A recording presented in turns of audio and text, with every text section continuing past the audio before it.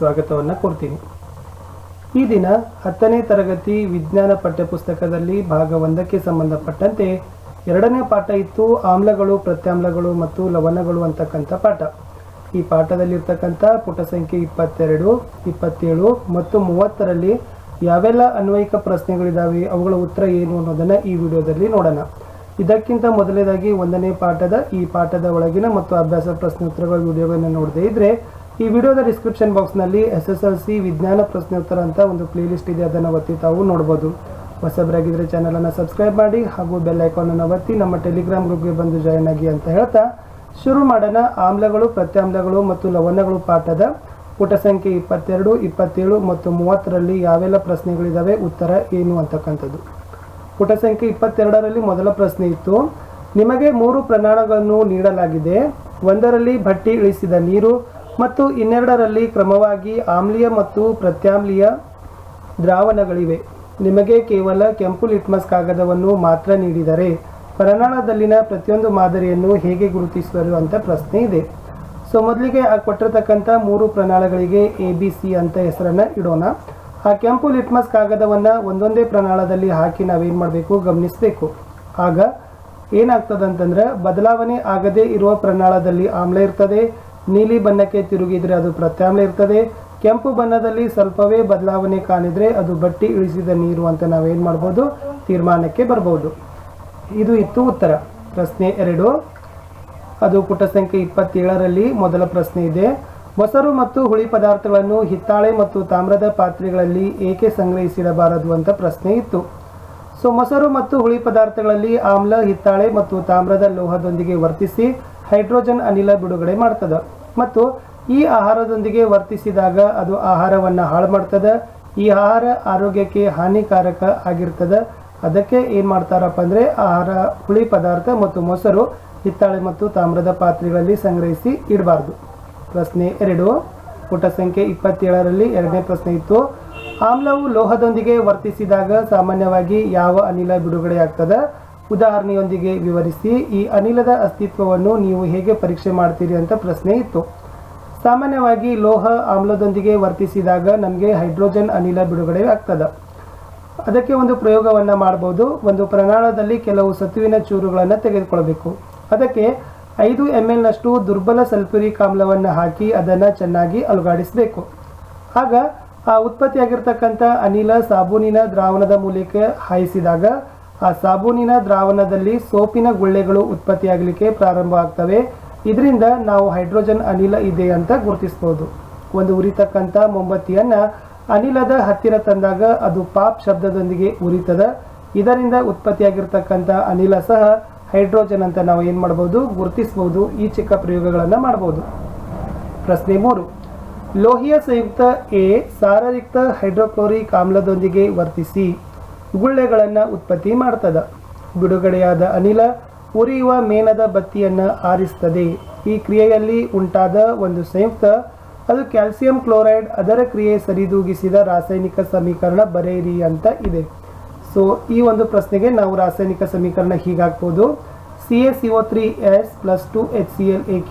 ಇದೇನಾಗ್ತದಪ್ಪ ಅಂದ್ರೆ CaCl2Aq + CO2 gas + H2OL ಅಂದರೆ liquid ಅಂತಕ್ಕಂಥದ್ದು. ಇದು ಒಂದು ರಾಸಾಯನಿಕ ಸಮೀಕರಣ. ಇತರ ಪ್ರಶ್ನೆದು ಆಗ್ತದೆ. ಅದನ್ನೇ ಏನು ಬರಿಬಹುದಂದರೆ ಕ್ಯಾಲ್ಸಿಯಂ ಕ್ಲೋರೈಡು ಸಾರಯುಕ್ತ ಹೈಡ್ರೋಕ್ಲೋರಿಕ್ ಆಮ್ಲದೊಂದಿಗೆ ವರ್ತಿಸಿದಾಗ ಕಾರ್ಬನ್ ಡೈಆಕ್ಸೈಡ್ ಅನಿಲ ಬಿಡುಗಡೆ ಮಾಡ್ತದೆ ಮತ್ತು ಇದು ದಹನಾನುಕೂಲಿ ಆಗಿರೋದಿಲ್ಲ. ಆದ್ದರಿಂದ ಮೇಣದ ಬತ್ತಿ ಏನಾಗ್ತದಪ್ಪ ಅಂದ್ರೆ ಆರಿ ಹೋಗ್ತದೆ ಅಂತ ಹೇಳ್ಬೋದು. ಮುಂದಿನ ಪ್ರಶ್ನೆ ಪುಟ ಸಂಖ್ಯೆ 30ರಲ್ಲಿದೆ. ಫಸ್ಟ್ ಕ್ವಶನ್ ಇತ್ತು, HCl, HNO3 ಇತ್ಯಾದಿಗಳು ಜಲೀಯ ದ್ರಾವಣದಲ್ಲಿ ಆಮ್ಲೀಯ ಗುಣಗಳನ್ನು ಪ್ರದರ್ಶನವನ್ನು ಮಾಡ್ತವೆ.